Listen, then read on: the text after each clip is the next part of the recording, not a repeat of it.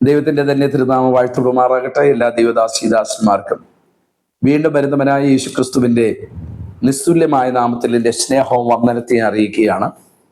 വിശുദ്ധിക്ക് വേണ്ടി, വേർപാടിന് വേണ്ടി വില കൊടുത്ത് ദൈവസന്നിധിയിൽ പണിയപ്പെട്ടുകൊണ്ടിരിക്കുന്ന ദൈവദാസീദാസന്മാരെ ദൈവം ധന്യമായി അനുഗ്രഹിക്കുമാറാകട്ടെ എന്ന് ഞാൻ പ്രാർത്ഥിക്കുകയാണ്. എൻ്റെ പ്രാർത്ഥനാ മുറിക്കകത്ത് ഉരുത്തിരിഞ്ഞ ഒരു സന്ദേശം നിങ്ങളോട് പറയുവാൻ ദൈവാത്മാവിൽ ഞാൻ ആഗ്രഹിക്കുകയാണ്. എൻ്റെ ഒരു ആത്മീയമായ സുഹൃത്ത്, ഞങ്ങൾ പരസ്പരം സംസാരിച്ചു കൊണ്ടിരിക്കുമ്പോൾ യിരെമ്യാ പ്രവാചകന്റെ പുസ്തകം 35-ാമത്തെ അധ്യായത്തിൻ്റെ ചില വാക്കുകൾ പ്രിയ സഹോദരൻ ഞങ്ങൾ പരസ്പര സംസാരത്തിനിടയിൽ പറയുവാനിടയായി. അതിൻ്റെ ഹൃദയത്തെ ഒന്ന് തൊട്ടപ്പോൾ ഞാൻ ഭവനത്തിലേക്ക് വന്ന് പ്രാർത്ഥനയോടുകൂടെ യിരെമ്യാ പ്രവാചകന്റെ പുസ്തകം 35-ാമത്തെ അധ്യായം ഞാൻ വായിച്ചപ്പോൾ പരിശുദ്ധാത്മാവ് എൻ്റെ ഹൃദയത്തിനകത്ത് നൽകിയ ഒരു ചെറിയ ആലോചന ഞാൻ നിങ്ങളുമായി ഷെയർ ചെയ്യുവാൻ ആഗ്രഹിക്കുന്നു. ഒരു പക്ഷേ വിശുദ്ധിക്ക് കുറച്ചും കൂടെ മാറ്റുകൂട്ടുവാൻ, കുറച്ചും കൂടെ ദൈവകൃപയിൽ വരുവാൻ ഒരു പക്ഷേ ഈ വചനം നിങ്ങളെ സഹായിച്ചെന്ന് വരാം. പ്രാർത്ഥനയോടുകൂടെ, പ്രതീക്ഷയോടുകൂടെ നിങ്ങളുടെ വിലപ്പെട്ട സമയം, നിങ്ങളുടെ വിലപ്പെട്ട ചിന്തയെ ഞാൻ എന്നിലേക്ക് അല്പസമയം സ്വാഗതം ചെയ്യുകയാണ്. ഇവിടെ യിരെമ്യാ പ്രവാചകനെ കുറിച്ച് നമുക്കെല്ലാവർക്കും അറിയാം. വേദപുസ്തകത്തിന്റെ കണ്ണുനീരിന്റെ പ്രവാചകൻ. ആ പ്രവാചകന്റെ വാക്കുകൾക്ക് അങ്ങോട്ടോ ഇങ്ങോട്ടോ മാറ്റമില്ല. സത്യസന്ധനായ പ്രവാചകൻ. പക്ഷേ ആ പ്രവാചകനോട് ഒരിക്കൽ യഹോവയായ ദൈവം വ്യക്തമായി അരുളി ചെയ്തു, രേഹാബ്യ ഗ്രഹത്തിലേക്ക് നീ ചെന്നിട്ട് അവരെ ആലയത്തിന്റെ ഒരു മുറിക്കകത്ത് കൊണ്ടുവന്നിട്ട് അവരോട് വീഞ്ഞു കുടിക്കാൻ പറയുവാനിടയായി. ആരാ പറയുന്നത്? ദൈവത്തിന്റെ പ്രവാചകൻ. ആരാ പറഞ്ഞു വിടുന്നത്? ദൈവമാ പറഞ്ഞത്. ആരോടാ പറഞ്ഞ് കുടിക്കുവാൻ, അല്ലെങ്കിൽ വീഞ്ഞു കുടിക്കുവാൻ പറയുന്നത്? രേഹാബ്യ ഗ്രഹം. അപ്പോൾ ഈ ഭാഗത്ത് നമ്മൾ ഈ രേഹാബ്യർ ആര് എന്ന് നമ്മൾ ചിന്തിച്ചാൽ മാത്രമേ ഇതിന്റെ യഥാർത്ഥമായ പൊരുൾ നമുക്ക് മനസ്സിലാക്കാൻ പറ്റുകയുള്ളൂ. രേഹാബ്യരെ കുറിച്ച് ചരിത്രം പറയുന്നത്, കെന്യർ എന്ന ഗോത്രത്തിൽ ഉള്ള മോശയുടെ അമ്മായിയപ്പന്റെ വംശത്തിൽപ്പെട്ടവരാണ് ഈ രേഹാബ്യർ ഗ്രഹം എന്ന് പറയുന്നത്. ഇവർ ഇസ്രായേലുമായിട്ടുള്ള, അല്ലെങ്കിൽ ഇസ്രായേൽ ഗോത്രത്തിലുള്ളവരല്ല. ഇവർ വേറെ വംശത്തിലുള്ളവരാ, വേറെ ഒരു ഗോത്രത്തിലുള്ളവരാ. പക്ഷേ നമുക്ക് 2 രാജാക്കന്മാരുടെ പുസ്തകം 10-ാം അധ്യായം 15 മുതൽ 28 വരെ വായിക്കുമ്പോൾ യേഹു ദൈവജനവുമായിട്ട് ബാലിന്റെ ആരാധനയെ നശിപ്പിക്കാൻ പോയപ്പോൾ അതിൻ്റെ കൂടെ യോനാഥാബ് എന്ന് പറയുന്ന ഈ രേഹാബ്യ ഗ്രഹത്തിൽപ്പെട്ട ഒരു മനുഷ്യൻ അവരുടെ കൂടെ ചേർന്നതായി നമുക്ക് 2 രാജാക്കന്മാരുടെ പുസ്തകം 10-ാമത്തെ അധ്യായം പഠിക്കുമ്പോൾ നമുക്ക് കാണാൻ സാധിക്കുന്നു.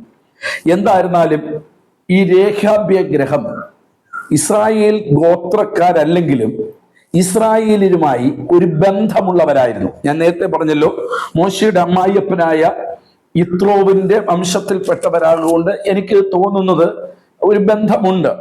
പക്ഷേ ഇവർ ഇസ്രായേലിലുമല്ല. പക്ഷെ ഇവരുടെ അടുക്കൽ ചെന്നിട്ട് യിരെമ്യാ പ്രവാചകൻ അവരോട് പറയുകയാണ്, നിങ്ങൾ അതിന്റെ 35 യിരെമ്യാ പ്രവാചകന്റെ പുസ്തകം 35-ാം അധ്യായം 5-ാം വാക്യം ഇങ്ങനെ വായിക്കുന്നു, പിന്നെ ഞാൻ രേഹാബ്യ ഗ്രഹക്കാരുടെ മുമ്പിൽ വീഞ്ഞു നിറച്ച കുടങ്ങളും പാനപാത്രങ്ങളും വെച്ച് അവരോട് വീഞ്ഞു കുടിപ്പീൻ എന്ന് പറഞ്ഞു. കണ്ടോ? എന്നതിന്റെ അർത്ഥം യിരെമ്യാവ് പറയുകയാണ്, ദാ വീഞ്ഞിരിക്കുകയാണ്, വീഞ്ഞു കുടം ഇരിക്കുകയാണ്, വീഞ്ഞു നിറച്ചു വെച്ചിരിക്കുകയാണ്, നിങ്ങൾ എന്ത് ചെയ്യണം? ഇത് കുടിക്കണം. ഇത് എവിടെ വെച്ചാണ് പറയുന്നത്? ദേവാലയത്തിന്റെ അടുത്തുള്ള ഒരു മുറിക്കകത്ത് വെച്ച്. ദേവാലയം നമുക്കറിയാം, ദൈവ സാന്നിധ്യം ഇറങ്ങുന്നിടത്ത് തൊട്ടടുത്ത് ഒരു വിശുദ്ധനായ ദൈവപുരുഷന്റെ മുറിക്കകത്ത് അവരെല്ലാവരെയും കൂട്ടി വരുത്തിയിട്ട് പറയുകയാണ്, ദാ ഈ കുടത്തിനകത്ത് എന്തിരിക്കുന്നു? വീഞ്ഞിരിക്കുകയാണ്, നിങ്ങൾ എന്ത് ചെയ്യണം? ഇത് കുടിക്കണം. ഇത് കുടിക്കാൻ പറഞ്ഞപ്പോൾ ദൈവത്തിന്റെ പ്രവാചകനെ വാക്കിനെ അവർ അനുസരിക്കുന്നില്ല. അവർ പറയുന്ന വാക്ക് ഇങ്ങനെയാണ്. അതിന് അവർ പറഞ്ഞത്, ഞങ്ങൾ വീഞ്ഞു കുടിക്കയില്ല. രേഹാബിന്റെ മകനായ ഞങ്ങളുടെ പിതാവായ യോനാഥാബ് ഞങ്ങളോട്, നിങ്ങൾ ചെന്ന് പാർക്കുന്ന ദേശത്ത് ദീർഘായുസ്സോടെ ഇരിക്കേണ്ടതിന് നിങ്ങളും നിങ്ങളുടെ മക്കളും ഒരിക്കലും വീഞ്ഞു കുടിക്കരുത്, വീട് പണിയരുത്, വിത്ത് വിതയ്ക്കരുത്, മുന്തിരിത്തോട്ടം ഉണ്ടാക്കരുത്, ഈ വക ഒന്നും നിങ്ങൾക്കുണ്ടാകരുത്. നിങ്ങൾ ജീവപര്യന്തം കൂടാരത്തിൽ പാർക്കണം എന്നിങ്ങനെ കൽപ്പിച്ചിരിക്കുന്നു. Price the Lord. ഒരു വലിയ പ്രവാചകൻ, ഇസ്രായേലിന്റെ വലിയൊരു പ്രവാചകൻ. പുള്ളി പറഞ്ഞാൽ അങ്ങോട്ടോ ഇങ്ങോട്ടോ ഒന്നുമില്ല. രണ്ട്, ദൈവമാണ് പറഞ്ഞു വിട്ടത്. പക്ഷേ ഈ രേഖാബ്യ ഗോത്രത്തിലെ സഹോദരന്മാർ ഇവർ പറയുകയാണ്, ഞങ്ങളുടെ പിതാവ് പറഞ്ഞിട്ടുണ്ട്. ഞങ്ങളുടെ പിതാവ് പറഞ്ഞ എന്താണ്? വീഞ്ഞു കുടിക്കരുത്, വിത്ത് വിതയ്ക്കരുത്, മുന്തിരിത്തോട്ടം ഉണ്ടാക്കരുത്, വീട് വെക്കരുത്, നിങ്ങൾ കൂടാരത്തിൽ പാർക്കണം. Price the Lord. അതുകൊണ്ട് പ്രവാചക, നീ പറഞ്ഞ വാക്ക് ഞങ്ങൾക്ക് അനുസരിക്കാൻ പറ്റില്ല. കാരണം ഞങ്ങളുടെ പിതാവ് പറഞ്ഞു നിങ്ങൾക്ക് ദീർഘായുസ്സുണ്ടായിരിക്കേണ്ടതിന്, ആ വാക്ക് ദീർഘായുസ്സോടിരിക്കേണ്ടതിന് നിങ്ങൾ മാത്രമല്ല, നിങ്ങളും നിങ്ങളുടെ ഭാര്യമാരും പുത്രന്മാരും പുത്രിമാരും ഇത് ചെയ്യണം. അന്നു മുതൽ ഇന്ന് വരെ ഞങ്ങൾ ഇത് അനുസരിച്ച് വരുന്നു. Price the Lord. ഹല്ലേലൂയ. ഞാൻ ഇത് ചിന്തിക്കുമ്പോൾ ഈ നിയമം ഇവർക്ക് എവിടെ നിന്ന് കിട്ടിയെന്ന് ഞാൻ നന്നായിട്ട് നോക്കി. പക്ഷേ എവിടെ നിന്ന് കിട്ടിയെന്ന് എനിക്ക് ബൈബിളിൽ നിന്നും കിട്ടിയില്ല. എങ്കിലും എൻ്റെ ആശയം ഞാൻ ഇവിടെ പറയുകയല്ല. ഇസ്രായേൽ മക്കളും ഈ രേഖാബ്യ ഗോത്രക്കാരും ഏകദേശം ഒരുമിച്ചായിരുന്നു പോയിക്കൊണ്ട്. അതാണല്ലോ യേഹുവിന്റെ കൂടെ ബാലിന്റെ ശക്തികളെ അല്ലെങ്കിൽ ബലിപീഠങ്ങളെ ഇടിച്ചു കളയുവാൻ, ബാലിന്റെ ആരാധനകളെ തകർത്ത് കളയുവാൻ ഇവരും കൂടെ കൂടുവാനിടയായത്. അതിന്റെ അർത്ഥം ഇവര് ഒരുമിച്ച് ഏകദേശം ചേർന്നൊക്കെ പോകുന്നവരായിരിക്കാം. എന്നോ എപ്പോഴോ ആരാണ്ടോ ഇവന്റെ പിതാക്കന്മാരോട് പറഞ്ഞു കാണുമായിരിക്കാം. എന്താ പറഞ്ഞത്? വീഞ്ഞ് കുടിക്കരുത്. വീഞ്ഞ് നമുക്കറിയാം. വീഞ്ഞു കുടിച്ച് വിശുദ്ധ വേദ പുസ്തകത്തിനകത്ത് നോഹയുടെ മക്കളെ നോഹ ശപിക്കുവാനിടയായി. വേദപുസ്തകത്തിനകത്ത് അനുഗ്രഹീതനായ ദൈവകൃപ കിട്ടിയ ദൈവ സാന്നിധ്യമുള്ള ഒരു നോഹ പെട്ടകം പണിഞ്ഞു. മനോഹരമായിരിക്കുന്ന ദൈവിക കൽപ്പന അതുപോലെ അനുസരിച്ചു. പക്ഷേ മുന്തിരിത്തോട്ടമുണ്ടാക്കി, വീഞ്ഞു കുടിച്ചു, ലഹരി കെട്ടു, അപ്പന്റെ നഗ്നത മറച്ചു എന്ന് കണ്ടു എന്ന് പറഞ്ഞിട്ട് അപ്പൻ ഒരുവനെ ശപിക്കുവാനിടയായി. ശാപം അവിടെ വെളിപ്പെടുവാനിടയായി. ഹല്ലേലൂയ. നമുക്കറിയാം പുതിയ നിയമത്തിൽ ഇങ്ങനെ പറയുന്നു, വീഞ്ഞു കുടിച്ച് മത്തരാകരുത്, ആകിയാൽ ദുർനടപ്പുണ്ടാകും. അപ്പോൾ ഇതെല്ലാം തിരിച്ചറിഞ്ഞ ഈ രേഖാബ് ഗൃഹത്തിലെ തലവൻ പറഞ്ഞു, നിങ്ങൾ എന്ത് ചെയ്യരുത്? വീഞ്ഞ് കുടിക്കരുത്. പുതിയ നിയമത്തിലേക്ക് വരുമ്പോൾ വീഞ്ഞ് ലോകത്തിന്റെ സ്നേഹം, ലോകത്തിന്റെ സുഖം, ലോകത്തിന്റെ മയത്വം. Price the Lord. എന്റെ പ്രിയമുള്ളവരോട് ഞാൻ പറയുന്നു, ലോക സ്നേഹം ദൈവത്തോടുള്ള ശത്രുത്വമാണ്. എന്തുകൊണ്ട് ഒരു തലമുറ ഇന്ന് ആത്മീയ ലോകത്തില്ല എന്ന് ചോദിച്ചാൽ, ഒരു തലമുറ ദൈവത്തിന് വേണ്ടി നിവർന്നു നിന്നതാണ്. ന്യായാധിപന്മാരുടെ പുസ്തകം 2-ാം അധ്യായം നിങ്ങൾ പഠിക്കുമ്പോൾ യോശുവയുടെ കാലഘട്ടത്തിൽ അത്ഭുതം കണ്ട തലമുറ, അതിന്റെ താഴോട്ടോക്ക് വരുമ്പോൾ അടുത്ത തലമുറ യഹോവയെ അറിയാം, പക്ഷേ ദൈവം ചെയ്യുന്ന പ്രവൃത്തിയെ അറിയാത്ത, ദൈവം ചെയ്ത അത്ഭുതങ്ങളെ തിരിച്ചറിയാൻ കഴിയാത്ത ഒരു തലമുറയെ കാണുവാൻ സാധിക്കുന്നു. ഇന്നും അങ്ങനെ തന്നെയാണ്. കാരണം എന്തെന്ന് ചോദിച്ചാൽ, നമ്മുടെ പിതാക്കന്മാർ ലോകത്തിന്റെ യാതൊരു മയത്വത്തിലേക്ക് പോകാതെ, പാപത്തിലേക്ക് പോകാതെ, ലോകത്തിന്റെ വശീകരണത്തിലേക്ക് പോകാതെ, ഈ ലോകത്തിൻ്റെതെല്ലാം ചപ്പെന്നും ചവറെന്നും എണ്ണിയ ഒരു പിതാക്കന്മാരുടെ ഒരു കാലഘട്ടം. അതിന് ശേഷം വന്ന തലമുറകൾക്ക് എന്തില്ല? അവർ ഈ ലോകത്തിലെ വീഞ്ഞു കുടിക്കുവാൻ എന്ന് വെച്ച ലോകത്തിന്റെ മയത്വത്തിലേക്ക് പോകാൻ തുടങ്ങി. ഈ ലോകത്തിന്റെ മയത്വത്തിലേക്ക് പോകാൻ തുടങ്ങിയപ്പോൾ ദൈവം പറയുന്നു വീഞ്ഞു കുടിക്കരുത് എന്ന് വെച്ചാൽ ലോകസ്നേഹി ആകരുത്. ലോകസ്നേഹം ദൈവത്തോടുള്ള ശത്രുത്വമാണ്. എൻ്റെ പൊന്നു പ്രിയമുള്ളവരെ, ഇന്നത്തെ ആത്മീയ ലോകം മുഴുവനും ലോകസ്നേഹികളായി മാറിക്കൊണ്ടിരിക്കുന്നു. നമ്മൾ പള്ളിയിൽ പോകുന്നു, പ്രാർത്ഥിക്കുന്നു, ദൈവത്തിന് വേണ്ടി കൊടുക്കുന്നു, ഒക്കെ ചെയ്യുന്നുണ്ടെങ്കിലും ഇന്ന് നമ്മൾ ലോകസ്നേഹികളായി മാറിക്കഴിഞ്ഞിരിക്കുകയാണ്. Praise the lord. ഇവിടെ ഒരു ഗ്രഹം പറയുകയാണ്, ഇവർ പറയുന്ന വാക്ക്, രേഹാബ്യ ഗ്രഹം പറയുന്ന ഒരു വാക്കിതാണ്, ഞങ്ങളുടെ പിതാവ് പറഞ്ഞൊരു കാര്യമുണ്ട്, വീഞ്ഞു കുടിക്കരുത്. 2, മുന്തിരിത്തോട്ടം നിങ്ങൾ ഉണ്ടാക്കരുത്. ഈ മുന്തിരിത്തോട്ടം ഉണ്ടാക്കുമ്പോഴാണ് അതിൻ്റെ ഫലം രുചിച്ചു നോക്കാൻ നമ്മെ പ്രേരിപ്പിക്കുന്നത്. നമുക്കറിയാം, ശിംശോനെ നിങ്ങൾക്ക് എല്ലാവർക്കും അറിയാം. ശിംശോന് ദൈവം പണ്ട് പറഞ്ഞിട്ടുണ്ട്, അമ്മയുടെ ഉദരത്തിൽ വെച്ച് തന്നെ അവന്റെ പിതാവിനോട് പറഞ്ഞൊരു കാര്യമുണ്ട്, വീഞ്ഞു കുടിക്കരുത്, ക്ഷൗരക്കത്തി കൊണ്ട് തലമുടി തൊടരുത് എന്നൊക്കെ. അവൻ വിശുദ്ധനായിരിക്കണം, നാസ്യവ്രതക്കാരനായിരിക്കണം. പക്ഷേ അവൻ അപ്പനും അമ്മയും കൂടെ ഫിലിസ്ത്യരുടെ ഇടയിലേക്ക് പോകുമ്പോൾ ഒരു സിംഹം വന്നു, അതിനെ വലിച്ചു കീറി. അവൻ ഭയങ്കര ശക്തനായി അതിനെ കാട്ടിലേക്ക് വലിച്ചെറിഞ്ഞിട്ട് പോയി.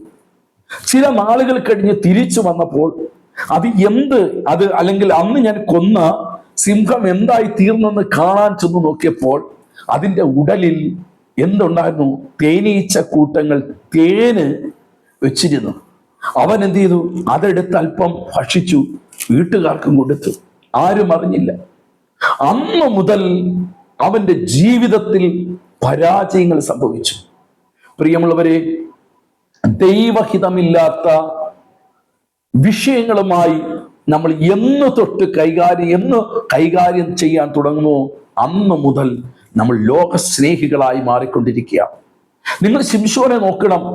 അതിനുശേഷം അവൻ കുറുക്കന്മാരുടെ വാലോട് വാല് ചേർത്ത് പിടിച്ച് കെട്ടി അവരുടെ പറമ്പിലേക്ക് അയച്ചു. വലിയ വിപ്ലവമൊക്കെ ഉണ്ടാക്കി. ഒരു കഴുതയുടെ താടിയെല്ല് കൊണ്ട് അനേകരെ കൊന്നൊടുക്കുവാനിടയായി. പക്ഷേ അവൻ ഇതൊക്കെ ചെയ്യുമ്പോഴും അവന്റെ വിശുദ്ധി നഷ്ടപ്പെടുകയാണ്. അതുകൊണ്ടാണ് രേഖാബ്യ ഗ്രഹക്കാർ പറയുന്നു, നിങ്ങൾ എന്ത് ചെയ്യരുത്? വീഞ്ഞു കുടിക്കരുത്, നിങ്ങൾ ലോകസ്നേഹികളാകരുത്. 2, ലോകസ്നേഹം വരുത്തുന്നതൊന്നും നിങ്ങളുടെ വീട്ടിനകത്ത് ഉണ്ടാക്കരുത്. Price the Lord. നോക്കണം പ്രിയമുള്ളവരെ, ആത്മീയ ലോകത്ത് നോക്കണം, എന്തെല്ലാം വിഷയങ്ങളാണ്. നമ്മൾ ഞായറാഴ്ച കൈയടിക്കുന്നു, ആരാധിക്കുന്നു, അന്യഭാഷ പറയുന്നു, എല്ലാം ചെയ്യുമ്പോഴും അടുത്ത 6 ദിവസവും നമ്മൾ എവിടെയാണ്? ലോകത്തിൽ നന്മയ്ക്ക് വേണ്ടി ലോകത്തിന്റെ പല മ്ലേച്ഛതകളിലേക്ക് നമ്മൾ പൊയ്ക്കൊണ്ടിരിക്കുകയാണ്. ഹല്ലേലൂയ. നിങ്ങൾ മുന്തിരിത്തോട്ടം ഉണ്ടാക്കരുത്. 3 പറഞ്ഞു, നിങ്ങൾ ഇവിടെ വിത്ത് വിതയ്ക്കരുത്. നിങ്ങളെ കരുതുവാൻ എനിക്ക് പറ്റും, നിങ്ങളെ നടത്താൻ ദൈവത്തിന് പറ്റും, നിങ്ങൾ വിത്ത് വിതയ്ക്കരുത്. കാരണം എന്തെന്നറിയണ്ടേ? നിങ്ങളുടെ സ്വന്തം ദേശമല്ല ഇവിടെ, ഇത് നമ്മുടെ ദേശമല്ല. ഏത് നിമിഷം വേണമെങ്കിലും ഇവിടെ നിന്ന് നമ്മൾ പോകാൻ സാധ്യതയുണ്ട്. നിങ്ങൾ ഒരുപക്ഷെ വിത്ത് വിതച്ചു കഴിഞ്ഞാൽ നിങ്ങൾ വിളവെടുക്കുന്നതുവരെയും ഇവിടെ കാത്തിരിക്കേണ്ടി വരും. നിങ്ങളുടെ ശ്രദ്ധ നിങ്ങൾ മാറേണ്ടി വരും. നിങ്ങളുടെ ശത്രു നിങ്ങളെ തകർക്കേണ്ടി വരും. ഏതു സമയത്തും നമുക്കൊരു ശത്രു ഉണ്ട്, തകർക്കുവാനിടയാകും. ലോത്തിന്റെ ഭാര്യയെ നോക്കുക. ലോത്തിന്റെ ഭാര്യയുടെ ജീവിതത്തെ നിങ്ങൾ അല്പം സ്മരിച്ചു നോക്കുക. സോദോം ഗോമോറ എന്ന് പറയുന്ന മഹാപട്ടണത്തിനകത്ത്, പാപത്തിന്റെ ശക്തി നിറഞ്ഞ സ്ഥലത്ത് അവർ കുറച്ചു നാള് താമസിക്കുവാനിടയായി. എൻ്റെ ഭാവനയിലും എൻ്റെ ചിന്തയിലും പറയുന്നത്, അവിടെ ഒത്തിരി കാര്യങ്ങൾ ലോത്തും കുടുംബവും സൃഷ്ടിച്ചു. ദൈവം നിർബന്ധിച്ച് ലോത്തിനെയും കുടുംബത്തെയും അവിടെ നിന്ന് മാറ്റുകയാണ്. പക്ഷേ അവർ മാറിയിട്ടും ലോത്തിന്റെ ഭാര്യയുടെ ഹൃദയം മാറിയില്ല. ദൈവത്തിന്റെ കൽപ്പനയ്ക്കപ്പുറമായി അവൾ തിരിഞ്ഞു നോക്കി. ഇന്നും ഉപ്പുതൂണായി അവൾ നിൽക്കുകയാണ്.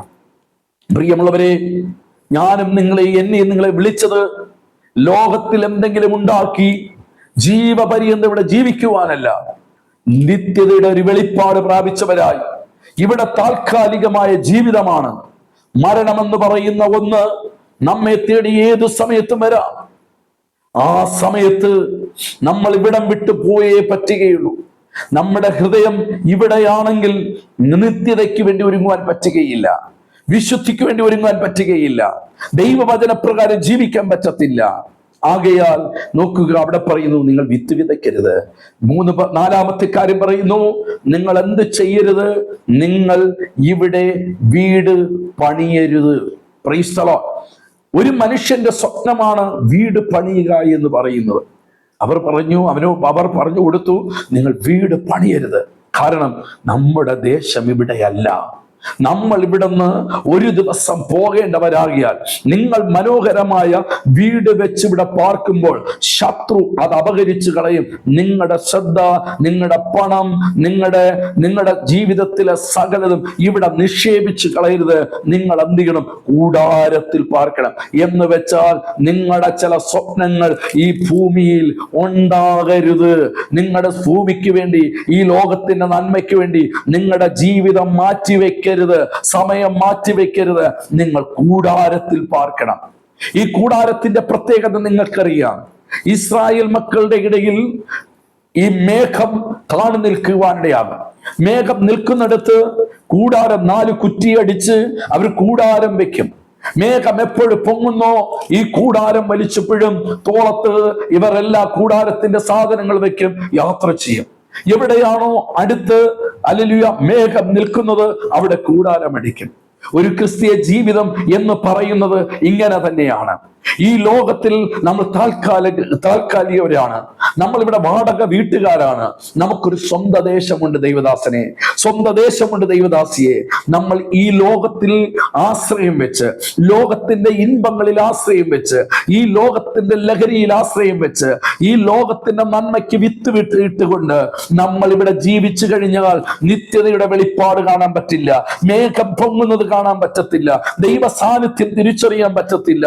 ആകെ ഇന്ന് എന്നെ കേട്ടുകൊണ്ടിരിക്കുന്ന ദൈവദാസനെ, കുഞ്ഞേ, രഹാബിന്റെ കുടുംബത്തെ ഇന്ന് ദൈവാത്മാവ് നമ്മളോട് പറയുന്നു. ഒരു പ്രവാചകൻ വന്ന് പറഞ്ഞിട്ട് പോലും അവർ പറയുന്നു, ഞങ്ങളുടെ പിതാവ് പറഞ്ഞു. സ്തോത്രം. ഇന്ന് പിതാക്കന്മാർ പറഞ്ഞത് മണ്ടത്തരം എന്ന് പറയുന്ന ശ്രേഷ്ഠ പുരോഹിതന്മാരുണ്ട്. നമ്മുടെ പിതാക്കന്മാർ കൊടുത്ത ഉപദേശം തെറ്റെന്ന് പഠിപ്പിക്കുന്ന സംഘടനക്കാരും ദൈവദാസന്മാരുണ്ട്.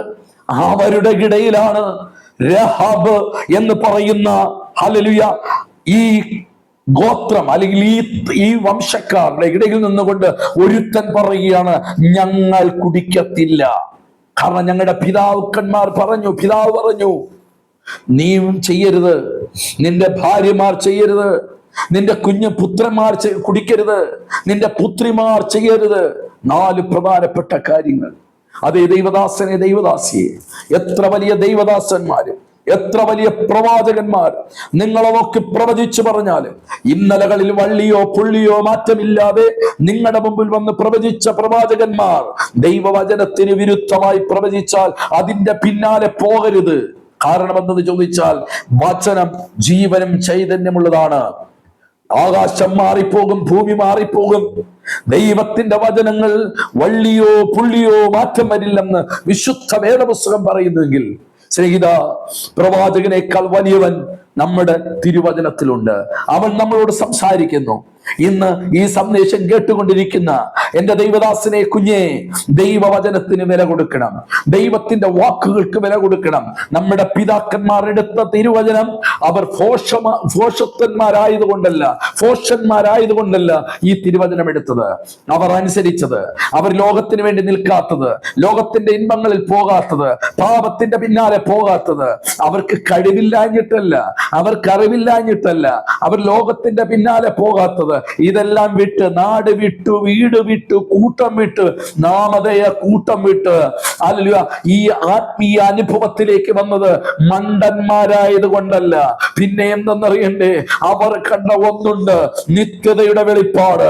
എന്നെ കേട്ടുകൊണ്ടിരിക്കുന്ന ദൈവദാസനെ, ദൈവദാസിയെ, കുഞ്ഞേ, ജീവിതത്തിനകത്ത് ആരൊക്കെ എതിരായി പറഞ്ഞാലും ദൈവവചനത്തിന്റെ വെളിപ്പാടിൽ നിൽക്കുന്ന നിനക്ക് വീണ്ടും നിനക്ക് നിൽപ്പാൻ പറ്റുമെങ്കിൽ ഞാൻ ആത്മാവിൽ പറയട്ടെ, വരും ദിവസങ്ങളിൽ ദൈവത്തിന്റെ ഒരു മഹത്വം നിങ്ങളുടെ കുടുംബങ്ങളിലും നിങ്ങളുടെ തലമുറകളിലും വെളിപ്പെടുവാനിടയാകും.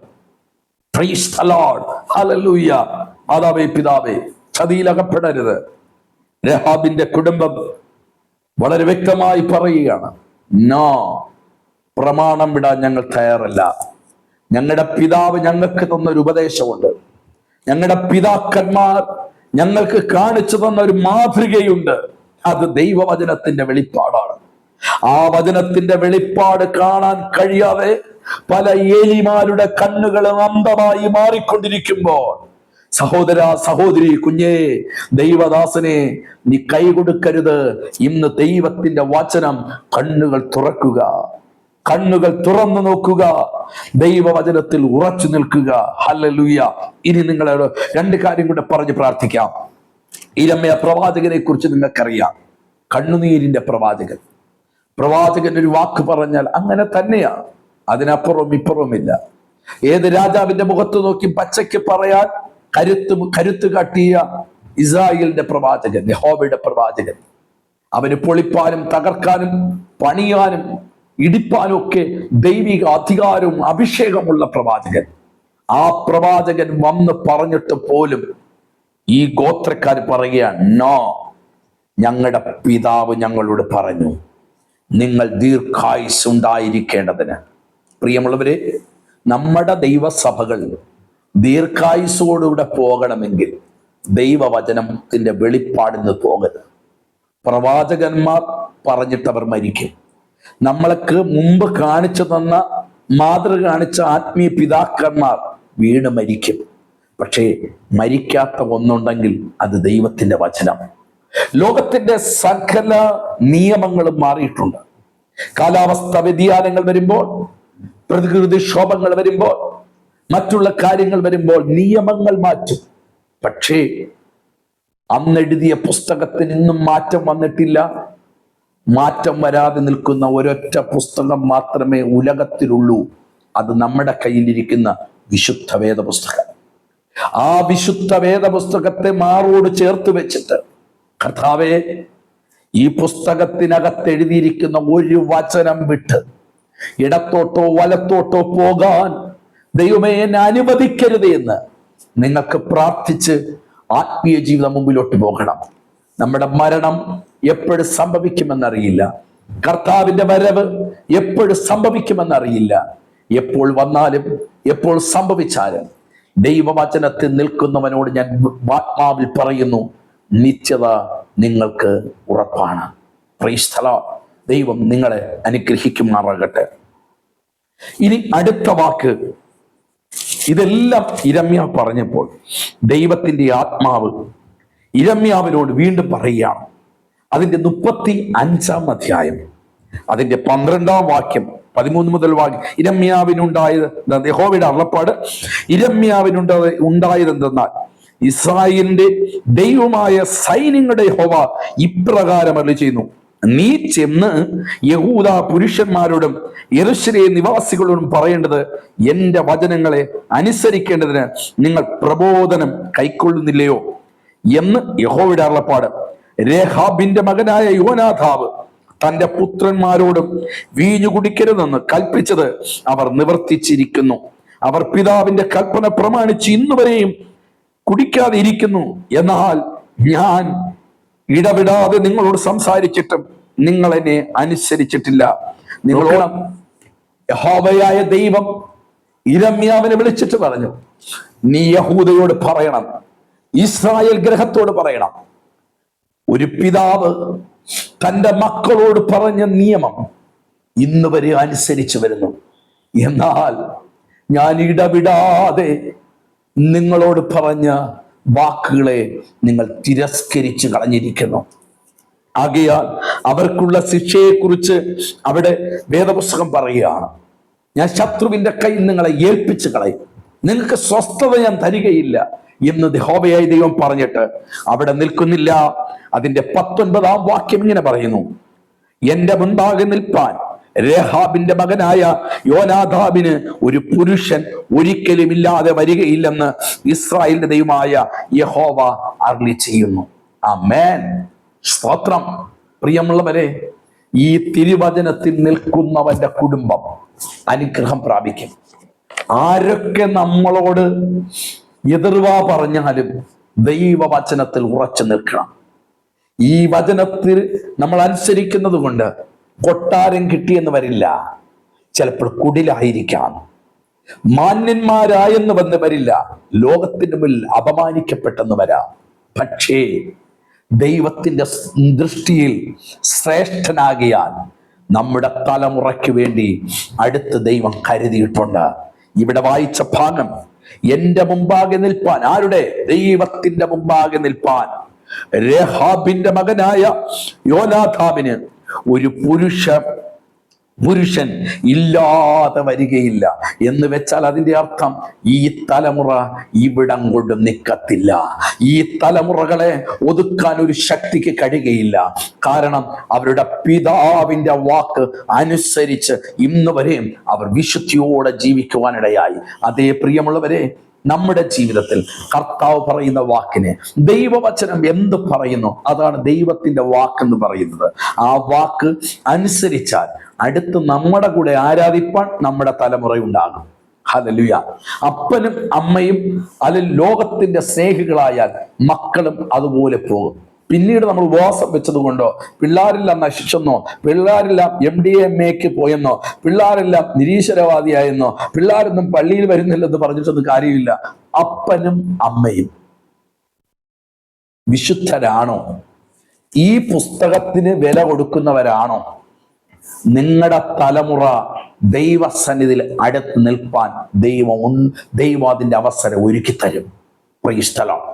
നിങ്ങൾ അതിന്റെ അർത്ഥം മനസ്സിലാക്കുമ്പോൾ, ഒരു പുരുഷൻ ഉണ്ടാകാതെ വരില്ല എന്ന് പറഞ്ഞതിന്റെ അർത്ഥം, സമയക്കുറവുകൊണ്ടാണ് ഞാൻ സിമ്പിളായിട്ട് പറയുന്നത്. എന്ന് വെച്ചാൽ ദൈവ സാന്നിധ്യം അനുഭവിക്കാൻ, ദൈവത്തിന്റെ ഇഷ്ടം ചെയ്യാൻ നിന്നിൽ നിന്നൊരു തലമുറ ഉണ്ടാകാതെ വരത്തില്ല എന്ന് വെച്ചാൽ എൻ്റെ സന്നിധിയിൽ നിന്റെ തലമുറകൾ കണ്ടിരിക്കും.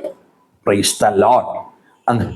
അങ്ങനെയാണെങ്കിൽ ആന്റി, അങ്കിളെ, ദൈവദാസന്മാരെ, നിങ്ങൾ ദൈവവചനത്തിന്റെ പത്യോപദേശം നിങ്ങളുടെ കുടുംബത്തിൽ ഉണ്ടായിരിക്കണം. നമ്മുടെ കുഞ്ഞുങ്ങൾ നഷ്ടപ്പെട്ട ശേഷമല്ല, നമ്മൾ അതിന് ക്ലിയർ ആണെങ്കിൽ, രാഹാബ് ഗ്രഹത്തിന്റെ പിതാവ് പറഞ്ഞ വാക്ക് അതുപോലെ തലമുറയായി അനുസരിച്ച് വന്നെങ്കിൽ, ഈ പുസ്തകം പറയുന്നത് മാതാവെ അനുസരിക്കുക, പിതാവെ അനുസരിക്കുക, നമ്മുടെ അടുത്ത തലമുറ ഇതിൽ വിശ്വസിച്ച് ഇതിലുള്ള വിടുതൽ പ്രാപിച്ച് ദൈവത്താൽ മാനിക്കപ്പെടുവാനിടയാണ്. കർത്താവ് അനുഗ്രഹിക്കുമാറാകട്ടെ. ഒറ്റ വാക്കും കൂടെ ദൈവദാസന്മാരോട് ഞാൻ പറയട്ടെ. ദൈവദാസന്മാരെ, നമ്മുടെ ദൈവസഭയിൽ നമുക്ക് വേണ്ടത് ദൈവത്തിന്റെ വചനമാണ്. ദൈവദാസന്മാരെ, എനിക്ക് നിങ്ങളോട് പറയാനുള്ള ഒറ്റ കാര്യം, നമ്മുടെ ദൈവസഭ ദീർഘായുസ്സോടുകൂടെ ഇരിക്കണമെങ്കിൽ, അടുത്ത തലമുറ ക്രിസ്തുവിൽ തികഞ്ഞു വരണമെങ്കിൽ, അടുത്ത തലമുറ നമ്മൾ നിൽക്കുന്ന യാഗപീഠത്തിൽ നിന്നുകൊണ്ട് സത്യസുവിശേഷം പ്രസംഗിക്കണമെങ്കിൽ, നമ്മൾ അവർക്ക് ദൈവവചനം പറയണം. വീഞ്ഞു കുടിക്കരുതെന്ന് തന്നെ പറയണം, വിത്തിടരുതെന്ന് തന്നെ പറയണം, മുന്തിരിത്തോട്ടം ഉണ്ടാക്കരുതെന്ന് തന്നെ പറയണം, വീട് വെക്കരുതെന്ന് തന്നെ പറയണം. ഞാനിത് പറയുന്നത് ഭൗതിക വീടിനെ കുറിച്ചല്ല, ഭൗതിക ജോലിയെ കുറിച്ചല്ല. ഇതിനകത്തെല്ലാം ഒരു ആത്മീയമായ പൊരുൾ കിടക്കുകയാണ്. അതാണ് ഞാൻ പറഞ്ഞത്. എന്ന് വെച്ചാൽ ലോകമോഹികളായി തീരരുതെന്ന് തന്നെ നമ്മുടെ സഭയെ പഠിപ്പിക്കണം. മയപ്പെടുത്തി പറയുന്ന ദൈവദാസന്മാർ, സഭയിൽ നിന്ന് വിശ്വാസി പോകുമെന്ന് പറഞ്ഞ്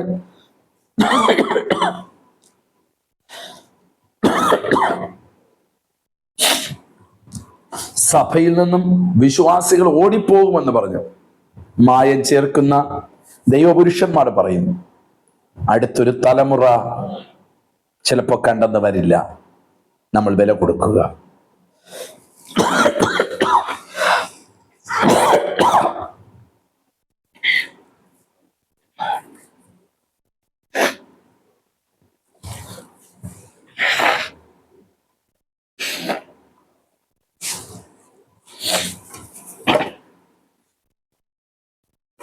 നമ്മൾ ഒരു സമയത്ത് കാണിച്ച ദൈവവചനത്തിൽ കാണിച്ച അവിശ്വസ്തത അനേക തലമുറകൾ ഉപദേശം തെറ്റിച്ച് കടന്നുപോയിക്കൊണ്ടിരിക്കുമ്പോൾ, ദൈവസ്നേഹത്തിൽ നിന്നും അകന്നുകൊണ്ടിരിക്കുമ്പോൾ, ഈ പുസ്തകത്തിന് വില കൊടുക്കാതിരിക്കുമ്പോൾ, വെറും ചടങ്ങിന് വന്ന ആലയത്തിന് വന്നിരുന്ന് അതിനുശേഷം അവർ ബോധിച്ചതുപോലെ ജീവിക്കുമ്പോൾ, അതിന്റെ ഉത്തരവാദികൾ എന്ന് പറയുന്ന ദൈവദാസന്മാർ ഞാനും നിങ്ങളുമാണ്.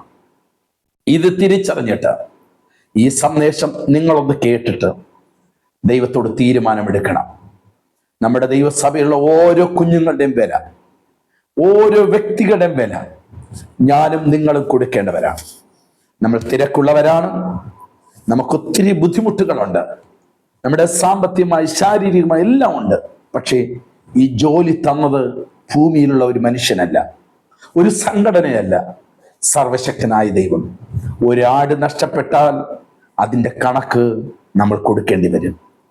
കണക്ക് കൊടുക്കാതിരിക്കാൻ ദൈവവചനത്തിൻ്റെ പത്യ ഉപദേശം ജനത്തെ പഠിപ്പിക്കുക, അവരെ നേർവഴിയിൽ കൊണ്ടുവരിക, അവരെ പഠിപ്പിക്കുക മാത്രമല്ല, ഞാൻ അതിൽ ജീവിക്കുക, ഞാനും എൻ്റെ കുഞ്ഞുങ്ങളും എൻ്റെ ദാസിയും അതിൽ ജീവിച്ച് എൻ്റെ സഭയ്ക്കത് പകരുമ്പോൾ ആ ദൈവസഭ ക്രിസ്തുവിൽ പണിയപ്പെടുവാനിടയാകും.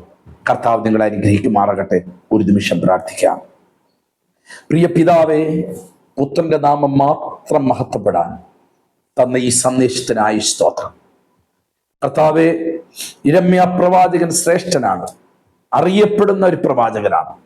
ആ പ്രവാചകൻ വന്ന് പറഞ്ഞു, ദാണ്ടെ വീഞ്ഞിരിക്കുന്നു, ഞാൻ വീഞ്ഞു കൊണ്ടുവച്ചിരിക്കുന്ന കുടം കൊണ്ട് വച്ചിരിക്കുന്നു, കുടിക്ക്. ഞങ്ങൾ കുടിക്കത്തില്ല. ഞങ്ങളുടെ പിതാക്കന്മാർ പറഞ്ഞ വാക്ക് ഞങ്ങൾ ഇന്ന് വരെ അനുസരിച്ച് പോകും. കർത്താവേ, ഞങ്ങളുടെ പിതാവായ കർത്താവ് ഞങ്ങൾക്ക് തന്ന വചനം പലപ്പോഴും അനുസരിക്കാൻ കഴിയാതെ ഞങ്ങൾ കടന്നു പോകുന്നതിനോടനുബന്ധിച്ച് ഞങ്ങൾക്ക് പലർക്കും ആത്മീയ മരണം സംഭവിച്ചിരിക്കുകയാണ്. സഭകളിൽ അടുത്തൊരു ജനറേഷൻ ഇല്ലാതെ മാറിക്കൊണ്ടിരിക്കുകയാണ്. എന്നാൽ കർത്താവേ, ഈ തിരുവചനം ചിലരെയും കൂടെ വിശുദ്ധീകരിക്കട്ടെ, ചിലരെയും കൂടെ തട്ടി ഉണർത്തട്ടെ, ആത്മീയ വളർച്ചയ്ക്ക് കാരണമായി തീരണമേ എന്ന് പ്രാർത്ഥിക്കുന്നു.